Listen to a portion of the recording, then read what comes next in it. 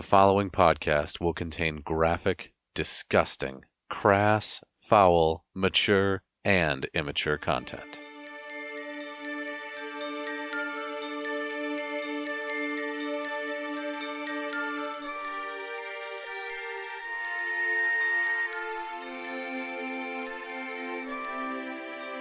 This is Kolvik Darkseed. I'm a half-orc cleric. I'm really into CrossFit and spreading my dark seed. Shakes.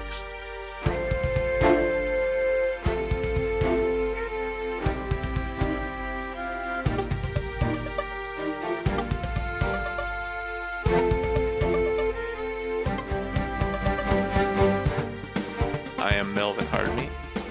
I am a high elf wizard. Unfortunately, sometimes I turn people inside out.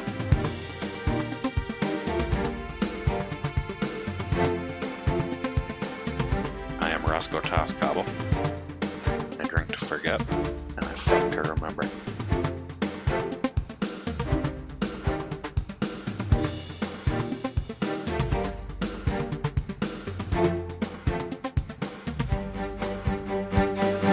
Previously on the Very Good Adventuring team. I think we're pretty good guys already. We just burned a man to death and stuffed him in a giant's ass. Go back to town, bury Lexi, give money to Gracie. This isn't your kid, is it, Roscoe? I got Rod too, though. Everybody's hot in this world. Don't break my heart. I'll go out there with some ice cream. And remember their skulls coming out of their buttholes. Don't work at all, just wizard. Grace might be a relative of Roscoe, is what we were kind of assuming at, is that we would keep her safe. Go out and bury her by my parents. And Roscoe, she looks over at you and she just says, "Thanks for finding my mom." And you happen to notice that there is a building for sale. Would Roscoe have a scare action? You know, whatever with Grace, kind of Training Grace to fight. None of that nonsense.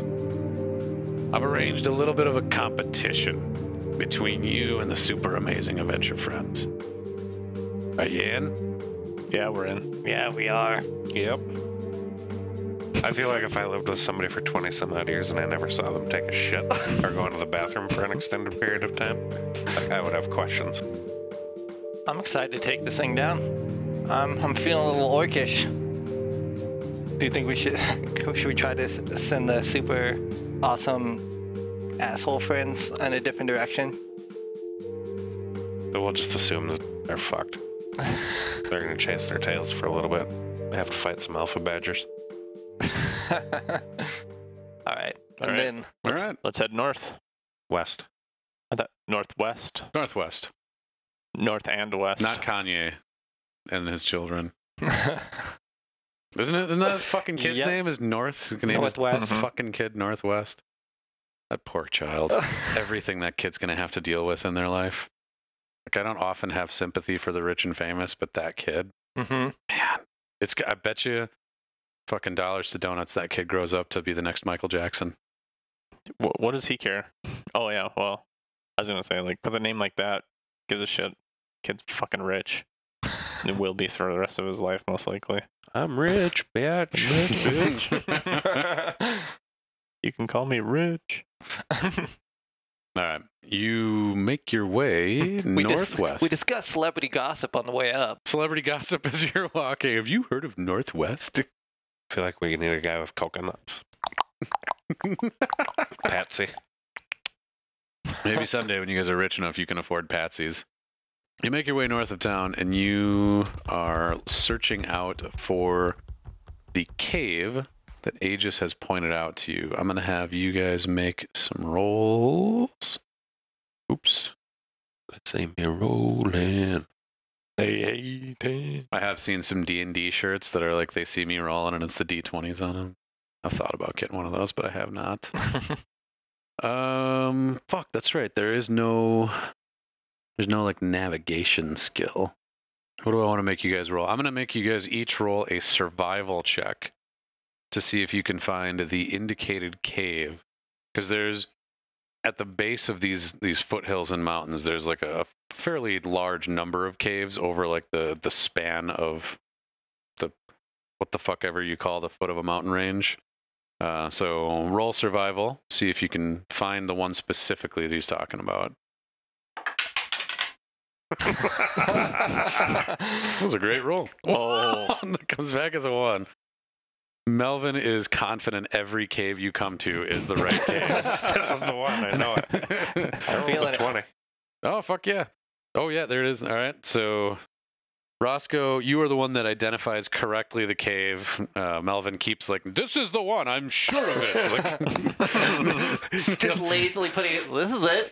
You That's keep the it- closest one he can find. This is. Yes, of course. This is the one. coming across like rabbit holes and shit in the field. Of course, this is clearly the cave.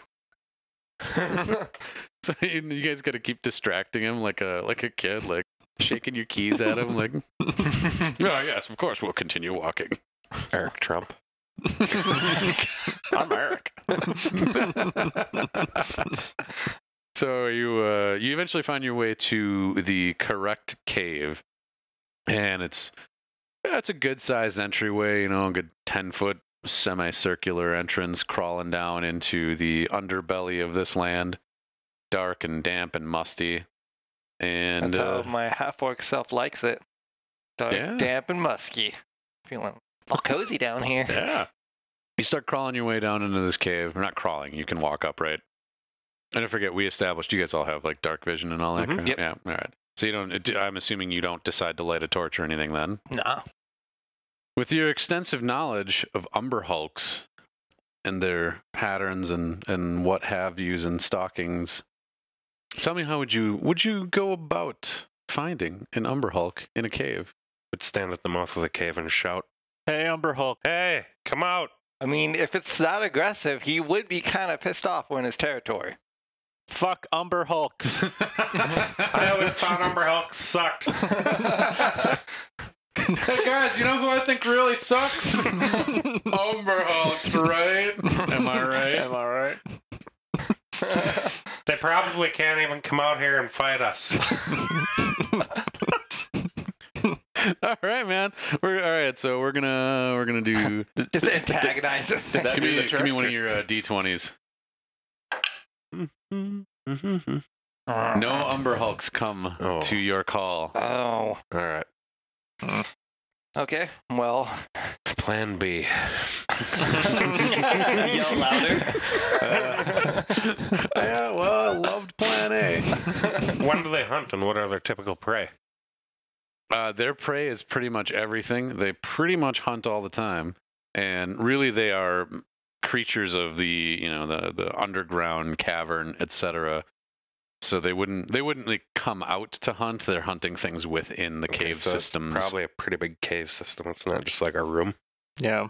Yeah, you guys are looking into this thing, and you, even with your swanky dark vision, you're not seeing the end of this thing. All right.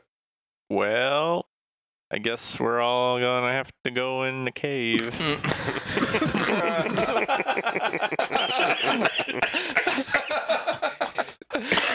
Oh man, I'm so glad. So glad I didn't spray beer all over my work laptop, your laptop, and the fucking fancy recording thing. I remember my first beer.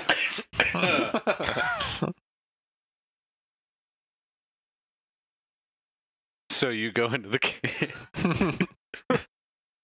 Oh man. All right. So you enter this cave. Tell me about how you're entering this cave. Battle formation. Well, Are you sneaky? Are you clanging pots and pans? What are you doing? Let's sneak.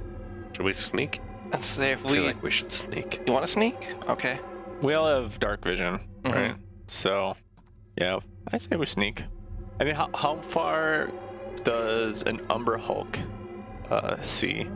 How far? You guys rolled the shit out of your nature rolls earlier, so I'm gonna tell you that their perception is pretty good, and they can definitely see underground and in the dark. So either this thing is pretty far down, or they're not in. Well, I'm just wondering if they're gonna see us before we see them. Oh. If we're, we both have dark vision. They also have dark vision. In fact, an Umber Hulk probably has better dark vision than you have. Okay, that's a bummer. So, regular format with Roscoe going in. Yep. All right. You sound super excited I'm not about playing it. for the fucking Umber Hulk. Let us know if you find anything. We're back here eating soup. Yeah. Roscoe sneaks ahead and is just about to come across the Umber Hulk when the Umber Hulk catches the smell of soup. No, so what I'm gonna do is you guys are creeping around this cave system, attempting to find an Umber Hulk, and I'm gonna have you go ahead and roll 2 d20s and tell me which one you want to be your stealth roll and which one you want to be your perception roll. All of us? Roscoe's out front, so this is all him. Like designate 1, 2 perception and 1, 2. Yes. All right, green 1 is stealth, and black is perception. So 2 for stealth and 12 for perception. Plus modifiers, right? Yes, plus modifiers. So my stealth modifier is 9 or an 11. That's a pretty good roll. out And of my that 2. perception is 0, so it's still a 12. Okay. So you are nearly upon this Umber Hulk when you come across it. As you've been peering through the cave, you've been noticing like little bits of scat and trail and what have you. And you see one off in the distance. And I'm gonna have you do. You know what? We're gonna do one more. We're gonna do a contest here of its perception versus your stealth as you see it. So go ahead and roll. Is that a 6 or a 9? 6? That's Plus 9 for 15. all right. So that's gonna be tied with its. Oh wait, no. Yeah, its wisdom is +0. So it's or its perception rather. So you guys, you and this Umber Hulk, basically catch each other at the same time. It scents upon you, or what the fuck ever Umber Hulks would do. Which is why I'm gonna scoot you over to this page, and there you see in the cave before you a very large and very fearsome Umber Hulk, and it wheels around, noticing you. So, Would we recognize this as a particularly large Umber Hulk to our standards? it's a pretty big one. pretty big one. Yep. You're feeling pretty happy about the size of this thing. Like, got ourselves a big one, boys. Mm-hmm. Okay. Yeah. Oh, you know what? And we're gonna say, how do I want to do this? Each of you roll a d10. How far away was Roscoe from us? We'll get to that in just a second after All right. we sort out this roll. 10. 5. 5. So this is like 20 hours of searching in that you guys finally find this Umber Hulk. Oh, damn. So you've consumed about half of the time you've got allotted, considering that it was probably like a 4-hour-ish walk to get out here.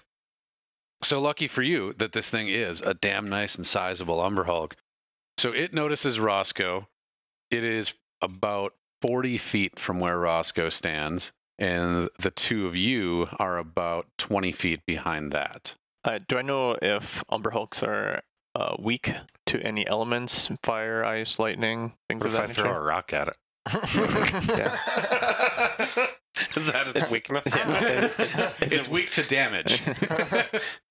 It does not have any specific weaknesses, no. Okay. Or and- strengths.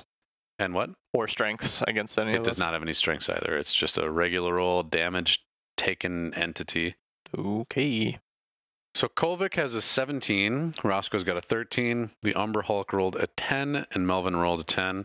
Because you two tied, by the way, on your roll, the tiebreaker is your actual dexterity modifier, and his is higher than yours. That's why he's above you in the order.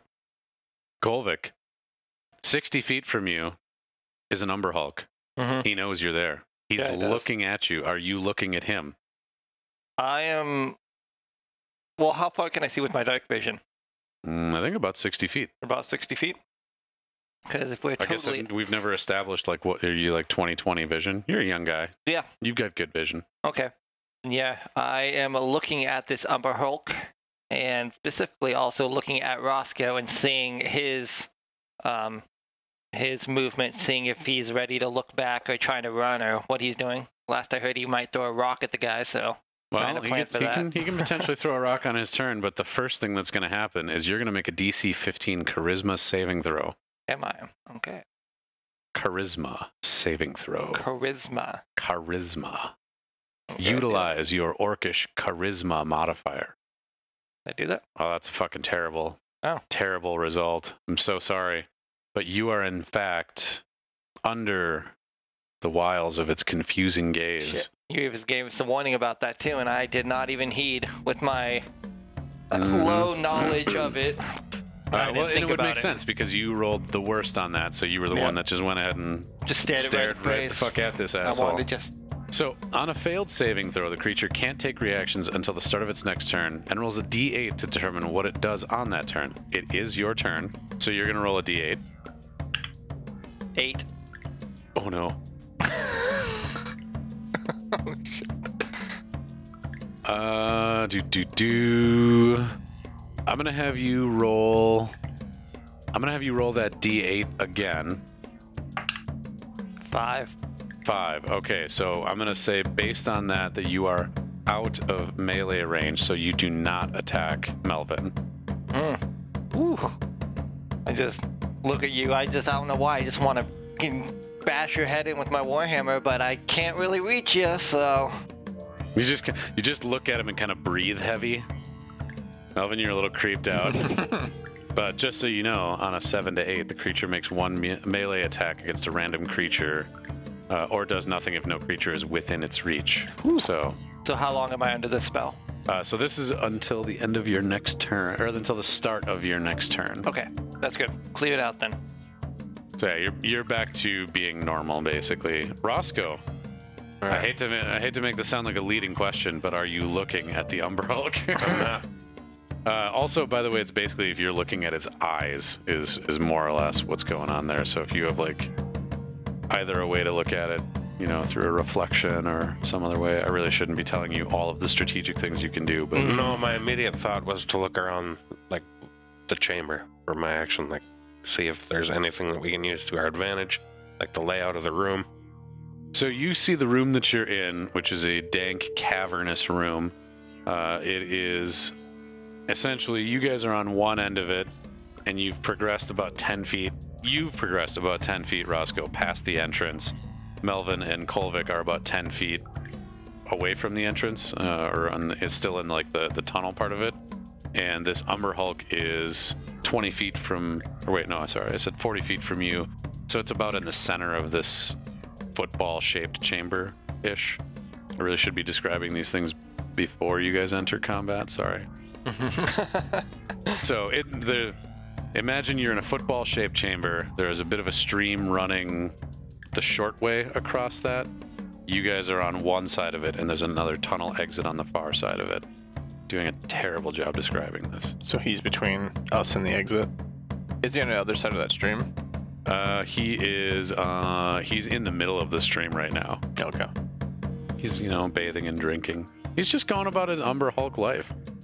Hulk life. Hulk life. I'm gonna shoot at his butt. My ball. Shoot at his foot. That is going to hit with 11. 6 total. 6 total damage. He's mad. Right in the foot. He's Right in mad. the foot. Oh man. He's got a big arrow sticking out of his foot carapace. Is that how you say that word? I think so. Carapace? That's how I always say it in my head. Carapace. Carapace? I think I might go with carapace. So you strike him in the foot, your arrow sinks in, it squeals in agony, roars. I feel like this is more of a roaring than a squealing creature. It roars, and it's now its turn. Unless you wanted to move or do anything else on yours. Yeah, actually, I want to scoot as far out of the reach of Kolvik as I can. It's probably a good idea. You want to kind of like skirt your way along the side of the cavern, Yeah. basically. Yep. To the right. To the right. To the right. All right. Umber Hulk, seeing you as the closest entity, is going to... How far into the cavern did you want to go? Are you basically going kind of just around the corner, or are you going I forward. was already, 20 feet closer to the Umber Hulk than these two? Yep. So And my it guess is about 40 feet from you. So I'm moving to the right, so I'm gaining a few feet on him, I would say, but really not venturing any farther into the cabin. Okay. So it charges. It moves as fast as it can towards you, and it enters melee range of you, but it does not have enough time on its turn to attack. Therefore, it moves over to Melvin's turn, and Melvin, the Umber Hulk has now moved just slightly out of your field of vision. So you're gonna have to move forward into the cave if you want to be able to see it. So when it moved, did it move out of the stream? Yes. Okay. So It is still a little moist, if that's what you're wondering. hooray. Well, I will get into range, trying my best not to, or I should say, looking for the Umber Hulk, trying my best not to look at the Umber Hulk. Well, the delightful part, if you'll recall, the mechanic is that when you start your turn, you know what? And I totally fucked up. When a creature starts its turn within... I fucked up here that when a creature starts its turn within 30 feet of the Umber Hulk and is able to see the Umber Hulk's eyes. So what I did to you should not have actually happened. Mm-hmm. Okay. I will fix that when we get back to your turn. For now, though, you did not start your turn in visual range of or within 30 feet of the Umber Hulk, so you don't have to go through all that bullshit. Okay. So I will get in range of the Umber Hulk, and I will cast lightning on its moist self. Nice. What is the range of lightning? Lightning. Let's see. Holy fuck. Yeah. Nice damage. Umber Hulk's got to make a dex save. I don't really know what. Trying to figure out. Oh man, he double crit failed on that. Thank you, Roll20 for always rolling 2 dice. I'm sorry, what were you saying? I was going to say you asked for the range and said a stroke of lightning forming a line of 100 feet long, 5 feet wide, blasts out from you in a direction I choose. All right, you launch this lightning. And I'm just curious. Tell me, what does this look like? What does this casting this spell look like? Is it like fucking coming out of your chest? Is it out of your finger guns? Yeah, I mean, yeah. Everything is out of my finger guns. Nice. So. You double finger gunning this, or is it a single finger gun? Single finger gun only. But I'm doing it very aggressively, like one-handed, taking a step forward, stomping down, and nice. Teeth gritted. Mm-hmm. Nice. If he had double finger guns, I think he runs the risk of draining out all his vitality. All right, the Umber Hulk fails its dexterity save. It is struck square in the right side of its back as it is charging towards Roscoe. And it takes the full 23 points of damage from your lightning. And a black, smoking, charred spot appears on its side when the lightning fades away. However, it is still standing, and it is still rushing towards Roscoe. Oof, what does it look like? What's the condition of this Umber Hulk? I'm going to say that you can tell that you've not been ineffective. Just a little bit of a char smell. He has not reached bloodied. Okay. Wow. Did you want to do... Well, you pretty much consumed your movement. I'm assuming you're kind of just inside. Maybe you went to the left as opposed to going to the right where he went, so you're kind of on the side of the other cavern. You'd assume correctly. Excellent. Kolvik, what I'm going to do for you... Did you get the mechanic yet where you've got 2 attacks or anything like that? I do not believe so. I think I might get a bonus action, but no, I don't think so. Okay, so what we're going to do to make up for your lack of attack on the first part of the turn, because I screwed up and told you the wrong thing, you are going to get 2 attacks on your turn. Well, that is just exciting. I like that. Okay, well, the first thing I'm going to do is see this Umber Hulk's feet run towards... I guess it doesn't matter, I'm far enough away, towards Roscoe, and I'm going to cast Shield of Faith on Roscoe and give him the +2 AC that he might need for anything coming near him. Excellent. And again, you did not start your turn within 30 feet of him, so you don't have to go through those Yeah. effects we had before. All right, we're gonna do a Shield of Faith on him, and then I'm gonna go ahead and do another Shield of Faith on Melvin. So 2 Shield of Faith coming out. Boom, boom. Pew pew. Pew pew. Excellent.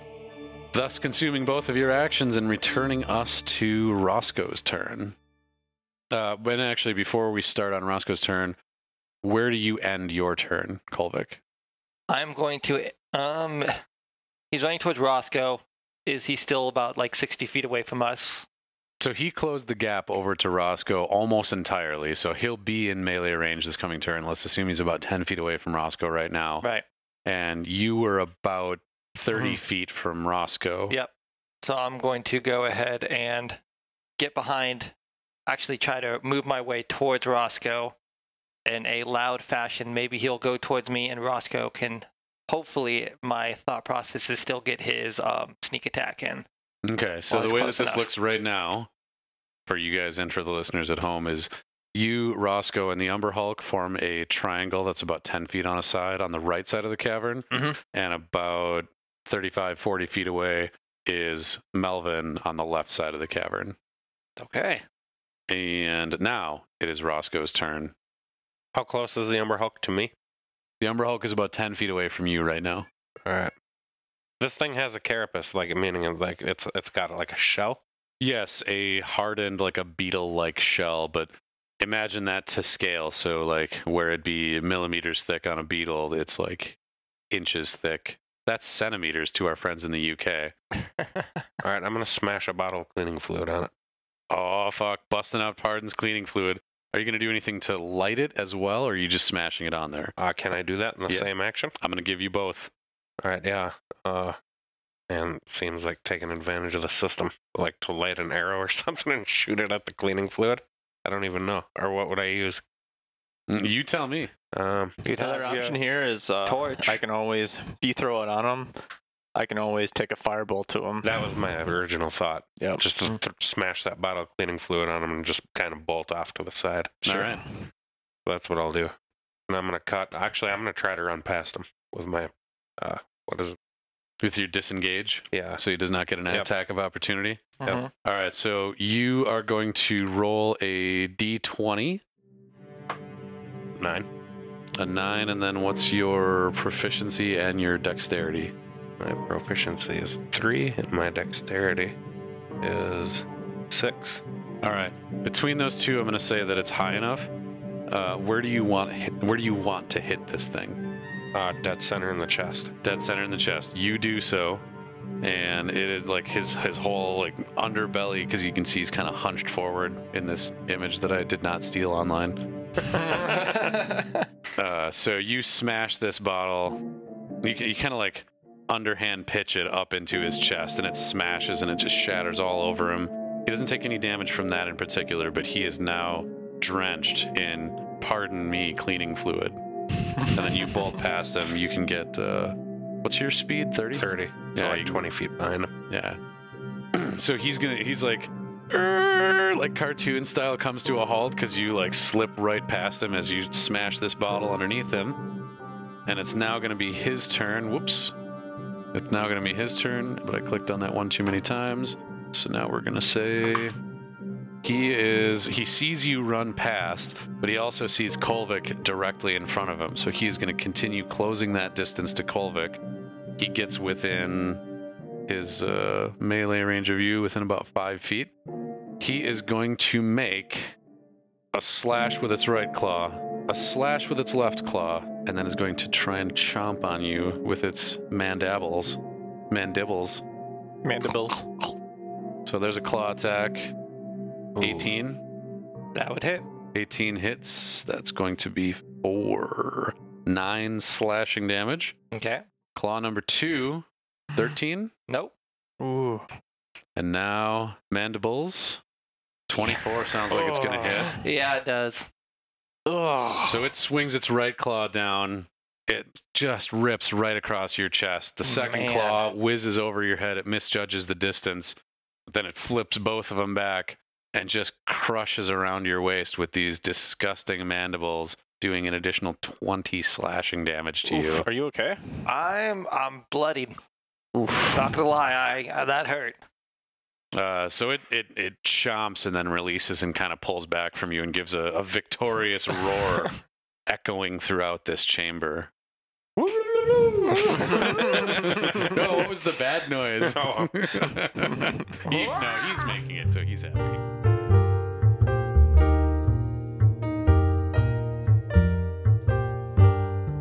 Hey, listeners. Hello. How are you? Did you have a good holiday? I really hope you did. I mean, I did. I spent most of it editing, which honestly was exactly what I wanted to do. I wanted to give the gift of more podcasting to all of you. I hope you had as much fun as I did, or more if possible. So, the audio's still a little weird, huh? There's this thing called gate where it cuts off low volume sounds, and I set this setting way too aggressively during the recording session that turned into episodes 10 and 11. You can understand everything that's being said, but it just sounds goofy and occasionally echoey.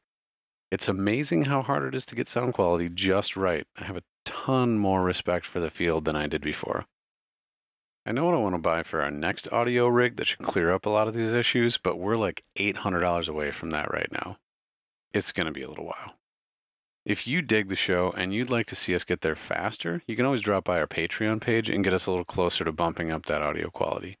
If you're content with our quality, but still want to help out, there's always the old faithful review on iTunes. Our website, thevgat.com, THEVGAT.com, is a handy way to find links to all the places you can find us online. Special thanks this week go out to Roll20.net for everything they've done for the RPG community. We use them to manage our game, and it's awesome. I know you folks are a business, and it's not like you're doing this for charity, but just know that you're doing something awesome, and it's making a bunch of people's lives better. I will continue to pay for my pro subscription, and I hope you folks at home will start or continue to do the same. I would also like to thank the entire RPG community on Twitter for all of the awesomeness they provide on a daily basis. I never thought that I would enjoy Twitter, but now that I've found all of you, you're fantastic. Among the fabulous folks that I've found there, I want to highlight two that I've found especially awesome recently. The first is Scott from CSI Neverwinter. Not only is their podcast amazing, but Scott has been an awesome dude. I'd also like to thank the author L.J. Haydorn for constantly posting and promoting some awesome stuff. You can find him on Twitter, but you should also check out his author page on Amazon. That's LJHEYDORN. Conveniently enough, he's also part of the Scribbler's Rest podcast. They do some fun stuff over there, folks. Check them out. One last shout out to Chum and Cats. Y'all awesome. Thanks for listening. Whether you're from Ukraine or not, we're glad you're listening. That's all I've got for this week. Let's get back to this Umber Hulk combat.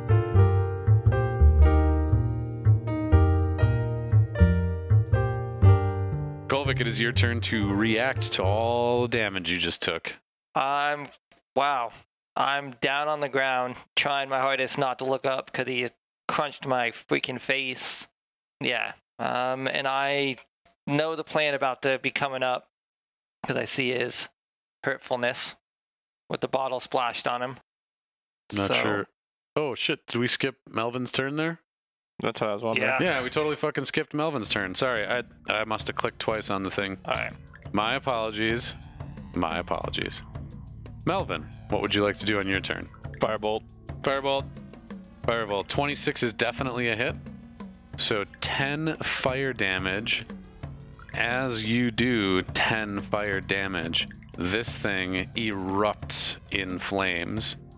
So there is this giant screeching Umber Hulk, now aflame in the darkness. I'm going to have you roll 2d8 for damage. An additional 7 fire damage. I call those the police dice, by the way, in my head, because they're red and blue. This guy has just reached perfectly and exactly bloodied, by the way. Raging Umber Hulk on fire before you, Kolvik. Oh, by the way, I'm sorry. I just assumed you were not going to move. But you can. Nope. I'm gonna stay where I am. Excellent. Kolvik. I am going to. This didn't splash damage on me at all, right? It did not, because the fluid didn't splash on you. Okay, wonderful. Well, I'm going to heal myself while running away from this big, giant, flaming beetle. Turd beetle. Is your healing an action or a bonus action? Because if you try and run away without taking the disengage action, it will get an attack of opportunity on you. It is instantaneous. So this thing's not distracted, it's on fire, still hooked on me, huh? Still just wants a piece of half-orc. It's Okay. going to get this shake one way or the other. So it's an instantaneous, so this would be considered an action to disengage and to run away, huh? If it does not say bonus action anywhere on the card, then it is an action. Okay. Then that kind of I mean, you can still do that. I don't want to completely dissuade you from going down that path. I just want you to know the consequences of your actions. Oh, yeah. What about cantrip? Same thing? Unless it says that it is a unless casting time says bonus action, it will consume your action for the turn. That one did not say anything. Okay, well, my main thing is to get away from this beastie. So I was just seeing anything if I had anything that would considered an extra, but I don't. So I'm going to use my turn, disengage, and run myself away the full 30 feet that I can. Away from my team members just in case something bad happens. So towards diagonal, beeline away from this guy, 30 feet. All right, so imagining the scene now, you've got Roscoe, who's kind of followed the right line of the cave. Melvin's hanging out on the left side. You're taking the 45-degree angle in between them. You disengage, roll your way around this burning umber hulk, and get about 30 feet away from it. Roscoe, it is back to you. All right. So it's Bacchus' turn to me, correct? Currently. I'm gonna take a, I'm gonna take a shot at it with my bow and arrow. Short bow. Roll a 10. Unfortunately, 10 is a miss. Your arrow whizzes past this umber hulk, and it returns to its turn. The umber hulk, flaming on its turn, is going to... Let's see how smart this umber hulk is. The umber hulk is going to run to the center of the room, in other words, back to where it originally started, and it's just going to like belly flop into the stream that's in the middle and extinguish the flames on its underside, thus consuming its turn. Smart Umber Hulk. He was smart on that turn. He was going to run and attack one of you guys, but it would have had to have been a different roll. Melvin, it is back to you. Well, I think Umber Hulk. Oh, wait, I'm sorry. You know what? Roll 2d8 again because it started its turn on fire. So let's do that damage, Okay. and then it'll be your turn. That'd be 7. All right, so it takes another 7, and now it is your turn. Sorry about that. Well, I think an Umber Hulk lying face down in a stream of water would be pretty susceptible to another lightning bolt. Mm-hmm. So Nice. I'm gonna do that. You're gonna brown star this lightning bolt. Yeah, he's getting it right in the interdimensional pooper. A dexterity save, and I'm actually going to have him, because he is lying face down in a pool of water, he is going to dex save at disadvantage. He would have failed either way, so he's going to take the full 24 lightning brown star damage.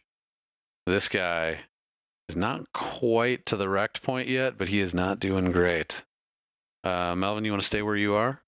Yeah, so when he ran into the stream, did he run towards me at all, or That would have been away from you. away from you? So I'm good. Yeah, I'll stay put. Hence brown star access.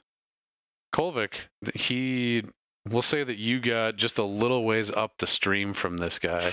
So he is about 10 feet away from you, lying face down in this stream right now. All right. Well, I'm going to do a prayer of healing on myself for a level 2. For that amount of 13 healing, and then keep running upstream, and hopefully he'll follow me for another 30 feet. All right. You heal for 13. Roscoe, it is back to you. And how far is he from me at the moment? I think he's fairly close. He's fairly close. Let's call that about 20 feet.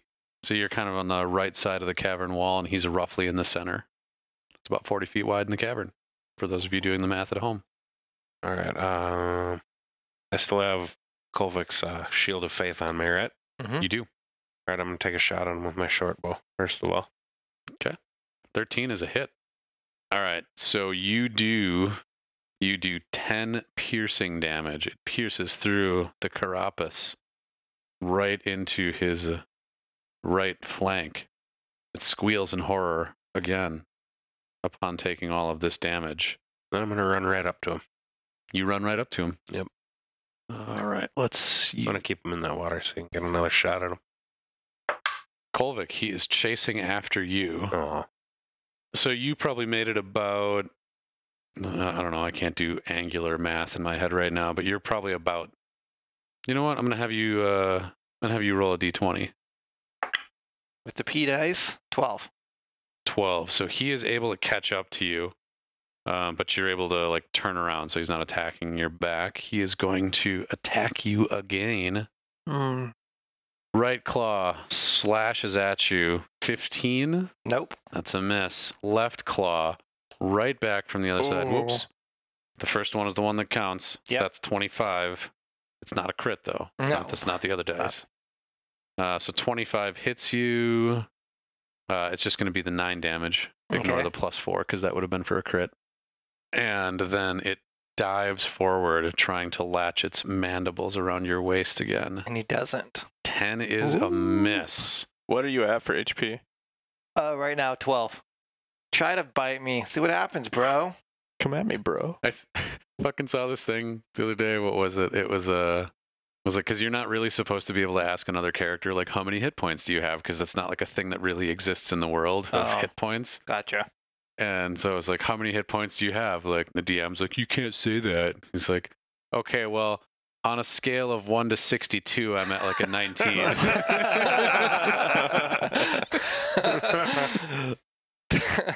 How are you feeling on a scale of 1 to 62? About 19. Or whatever your hit point total happens to be. Thank you, Twitter, for sharing that with me. So his mandibles miss you. He rolls right on by and scrabbles back to his feet beyond you. And it returns to Melvin's turn. This guy's about... The Umber Hulk is now about 40 feet from you. And you have a clear shot at him. Kolvik is not in the way. All right. I have depleted all my level 3 slots, so I will cast Lightning Bolt, but at a... actually, I can't cast that anymore. Scratch that. So the next best thing I can do... I'm going to cast Web at this guy. Timeless Classic. Web comes back. So this is basically a ranged attack, if I remember right. 60 feet. Yep, that's within that. A mass of thick, sticky webbing at the point of my choice. All right, so make your... This is weird, because it doesn't actually say that it's an attack roll. I thought we did it that way last time. Huh. Why did we make you do a attack roll on this last time? That's dumb. It's a dex saving. Yeah, all right. So you cast Web, and I apologize for fucking it up the first time we did it. And then the creature that starts its turn or enters it during... So when it starts its turn, it'll make that dex saving throw. Okay. All right. So webbing is in the air. Thick ropes extend out from Melvin, coating this Umber Hulk. Right in the face. Just shooting my web in its face. Kolvik, back to you. So it's not quite in its web yet, correct? It's kind of in midair, or... Well, the webbing has landed around it. Well, I'm going to... Amazingly filling a 20-foot cube. I'm going to go up to it and, in a rage that it's really hurt me quite a bit, do an inflict wounds on it.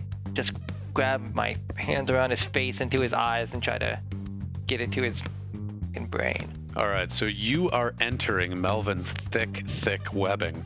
So the very first thing that I'm going to have you do is I'm going to make you make a dexterity saving throw. Melvin, what's your DC on that?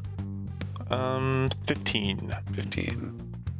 My spell say DC or my spell attack? Spell save at DC. 15. I got a 17. All right, perfect. So you are not You don't have Sticky any web. trouble getting through I didn't get Melvin's thick, ropey webbing. Gross. And you critically inflict wounds on this Umber Hulk as you lay your hands thereupon. Go ahead and roll your inflict wounds damage. Pissed. Come on. We're casting that. What's it gonna be? Sorry about that. That's not what I wanted to do. Click on the word inflict wounds in Got the it. chat. You daintily make your way through Melvin's thick webbing, and you yeah, like the tinkers. So you delicately weave your way through Melvin's webbing, and you grab onto the two mandibles of this thing. Shocking necrotic damage. I shouldn't say shocking. Necrotic damage arcs out through and like with its head in the center, and it vibrates as you're hanging on to it. And as you let go, its smoke is pouring out of its ears with its cooked brain, and it drops to the ground in front of you. And you now have an Umber Hulk corpse laying in this cavern, Yay. surrounded by Melvin webbing. Well ready. Thick ropes of Melvin. How many ropes was it? Enough to fill a 20-foot cube. That's a lot of ropes. Does it like go away after a while, or that's up to 1 hour? Oh, but if you stop concentrating, they'll go away. Can we use this thing to like drag it? Just grab it and Yeah, that's a good idea, I think. You'd have to keep concentrating for an hour, and it would be stuck to all of you. But as soon Well, as I you mean- stop concentrating, it'll disappear. Why don't we just throw it in our disposable hole or whatever we got there? Well, that's using your dipstick. Let's do that. That is a very smart thing to do. You guys push this thing down into the hole, close it on up, and I'm assuming exit the cave, right? Yeah. Do we think we'll find anything larger? Because this is a largest contest. How much time do we have left? Oh yeah, that's true. We had like we need at least 4 hours to get back, but we have been up for 20 hours too, so. Yeah, at this point, you guys are starting to get fatigued. So you're going to want to take a rest at some point. I think it's saying by the size. I mean, you guys know Umber Hulks. How big is this on the scale of what you usually find? It's a good size, she said. Okay. Let's rest up and then maybe look in the very next part of this cave. Yeah. Or should we just go back to town? I say we use what time we have Yeah. and see what happens. Yep. Okay. So doing a rest up, like a short rest then? You tell me. What do we need? I don't have any damage on me at all. I'm pretty damaged. I can do a hit dice and we can go on. I just want to make sure that a short one won't expel more of our time. A short rest will expend about 1 hour, and you Okay. can use hit dice to regain hit points, but it will not allow you to regain spell slots. A long rest would consume 8 hours, in which you do nothing more strenuous than hanging out, essentially, without reading the rule book verbatim. And that would allow you to regain spell slots. Well, I'll tell you this, like if we run into an even bigger Umber Hulk, I'm like out of level 3 slots, so Yeah. lightning bolt's not going to happen. And that was at least Probably 3/4 of the damage on the last one. 45 some damage. All right, so let's go back to town. Yeah, probably the best bet. We're not going to beat a bigger one in a fight without a lot of rest. All right. You make your way back to town. By this point, it's getting right around dawn when you exit the cave. You've got a giant Umber Hulk in your portable hole. Well, a corpse of an Umber Hulk in your portable hole. And you meander your way back to town.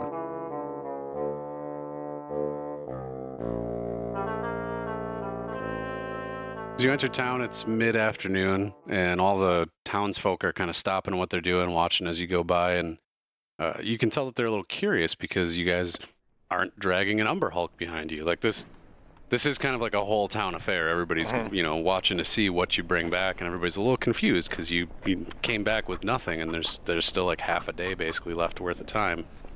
You travel to the market area, and the center of the market area has been cleared out, and there's a big stage set up there. Like, are they booing us because they don't think we brought anything? They're not booing you, but they're just kind of like, okay, well, you guys are still the new, up and coming team. So Is this on the good end of town, or is this still kind of on the left side of the slum of town? It's on the western side of town, so it's not the better end. Gotcha. You know what we should have done is killed like a smaller Umber Hulk. Oh, is it too late to go back out? Just At like this- guys. At this point, it Baby probably. Umber Hulk. Oh. All right, so you guys are coming through town. So the folks in town, I mean, they're not really. I guess they didn't really have much of an expectation of you guys, just because you are relatively new. You don't really have a reputation at this point, so like you're not getting booed or hissed or anything like Right. that. They look a little confused because you're not bringing anything. All right, let's play it cool. We don't want to let on that we have, Yeah. we have a big hog of a Umber Has Hulk in our. anybody What if I else? I flip mean, one is the there bird? is it kind of like a stage where people are showing their Umber Hulks around? Or? Well, this is just between you guys and the Super Amazing Adventure Friends. Okay. So you make your way to the center of the marketplace, and you see that there is a stage set up, and Aegis is standing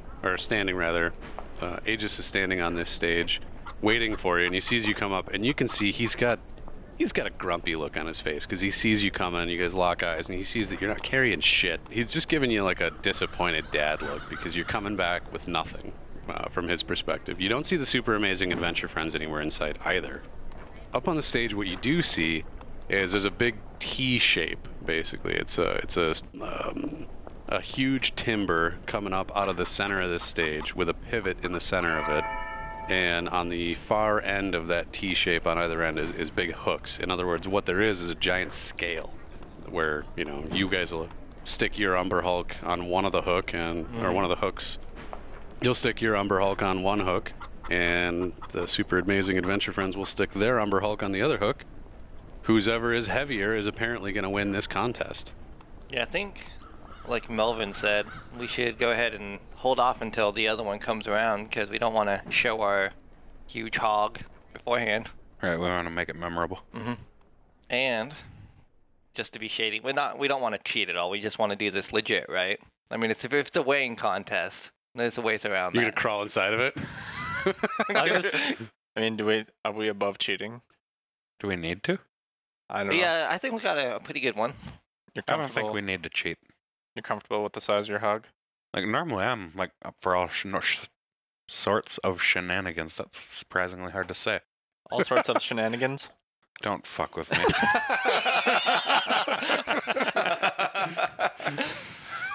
But I think our Umber Hulk is pretty big. I think we're okay. All right. Confidence. I like it. Mm-hmm. So you climb you climb the steps up to the stage, and Aegis walks over to greet you, and he just says, "Decided not to bring shit, huh?" Oh, I brought shit. Explain. I'll take a shit on you if you just don't go on about your business. Oh man. Oh, man. If you stutter like that, you're really, really... Striking fear into his heart. I'll tell him. Yeah, don't worry, we got it. I mean, we don't need to say anything. I don't even want to go on stage. No. I'm going to go take a shit. I think I'll be back later. That's what I meant by I brought shit, but I couldn't think of a shit joke in time. That may be the first time that any of us has been stumped on a shit joke. So Right? it's kind of podcast history here. Well, I mean, if it does, I'll just walk up there and I'll just have our bag. Yeah, what's this hole? I mean, what do we carry it in? Is it in a bag or some sort? So or- the portable hole looks Yeah. like just a lump of cloth, essentially, or a bolt of cloth, I think would be the appropriate term. Okay. Kind of shimmering. Yeah, I'll just stand up there and not say anything and wait for the other people to show up. All right. So Melvin, Roscoe? you're gonna go take a dump. Yeah, I'm taking a dump. Roscoe, what are you doing? Are you a home pooper? Which, by the way, Oh, yeah, I'm a home pooper. I'm not, I'm not a public pooper. I gotta say, we're challenging canon here. You're gonna go poop? Oh, Oh, what about yeah. what about your ass vortex? That's right. I forgot about the ass vortex. So I'm just gonna stand. You're just gonna squint at him a little bit? I'm just Shitting right now. I'm just gonna stand at the back of the crowd. I would hilarious if you still had a vortex and you still had to go home to poop. Like I've been pooping at home for 200 years. I just can't break that habit. Like, You just gotta go sit there for a while. Does any scent escape? no, Nary a fart around the edges of that portal. wizards don't fart. So they're just on the other side. It's just gold floating around. No, that'll be a special trip into the other dimension. I don't want to spoil anything, but I actually have something planned about the shit dimension already. The turd dimension. The turd dimension, that's right. Yeah. All right. All right. So Aegis, all right. So Kolvik, you went up on stage. You kind of pulled out the portable hole, and you're just giving a real confident, like, cool guy nod of that you've got something. Are you going to explain that to him, or are you going to? Do you want to do I'll just like say we have what you want, and just kind of builds people anticipation. People want to know what we have. They can show up, kind of surround, like what's going on? What are they going to present? Do you? I'm going to have you make a performance check. Ooh. All right, with a 19, confused. He's not happy. He likes to be a guy with all the information, I but know. he's going to accept that you've got what you're claiming to have. That was good too. I was kind of scared because I don't have any additions to performance, so that was just a straight 19, thankfully. There you go. Straight up 19. So he's not happy with it, but he accepts that you're going to produce. He says, all right. We haven't let him down. We have not done anything to let him down yet. There's no reason why he shouldn't trust us. So far. Although technically you guys never did bring Desire back to him. True. So he says, all right, well, the other guys have got until 6. Come back then. We'll weigh it up and see what you got versus what they got. So at this point, you guys have got about 3 hours in between. Do we want to just montage fast forward through that? Just cut back to Melvin quietly pooping in a crowd.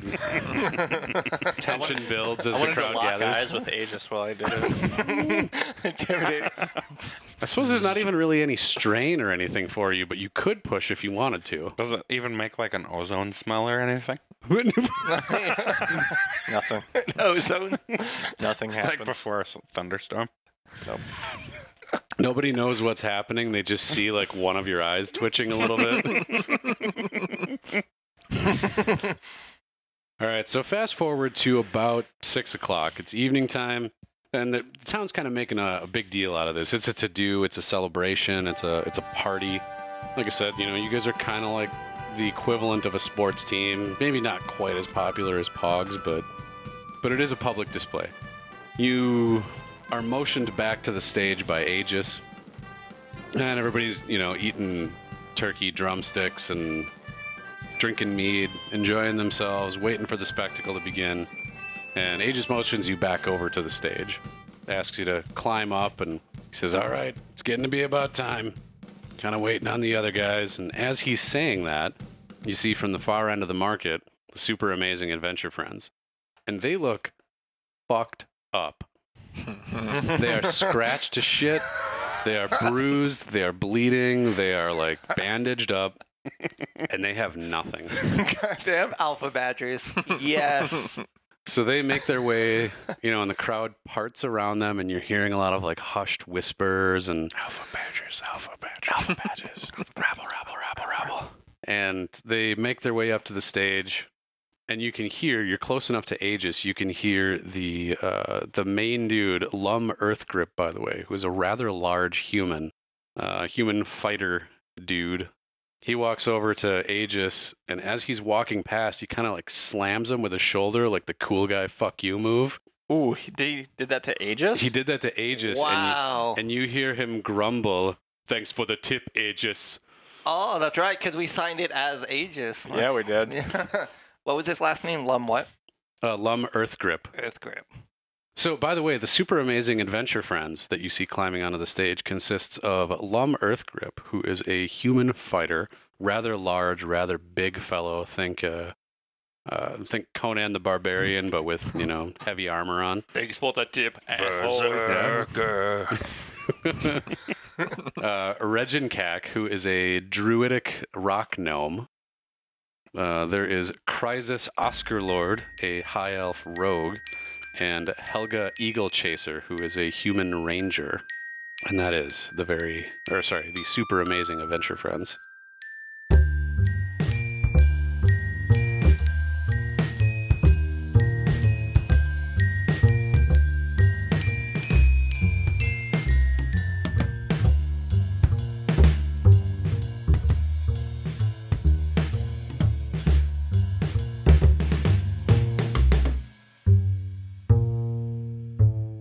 Episode 11, Our Best Hulk, was released on January 14th, 2018. We can't wait to see you next week on The Very Good Adventuring Team.